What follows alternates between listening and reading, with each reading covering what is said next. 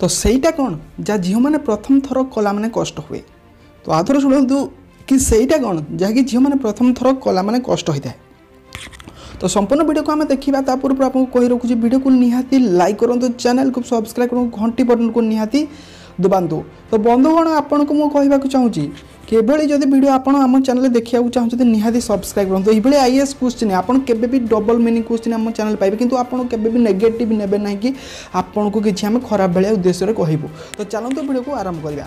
दुनिया रे एपरी क्यों जगह अच्छी जहाँ 100 जन गले 69 जन फेरती। आदर शुणु दुनिया रे एपरी क्यों जगह अच्छी जहाँ 100 जन गले 69 जन फेरती। तो यार आंसर हूँ आप श्मशान जानते जो आपको जानते जहाँ भी शब दाह कराए तो सहीटा जिते जी आप जानते कि 100 जन गले कि 69 जन जी भी अधिका जिते चाहते जड़े जाकि कम फेरी था। तो आपन गोटे कहली सेकेंड क्वेश्चन सहीटा कौन जहाँ झील मैंने प्रथम थर कले कष्ट हुए। तो पुणी थे शुणु झील मैंने प्रथम थर कले कौन कष्ट हुए।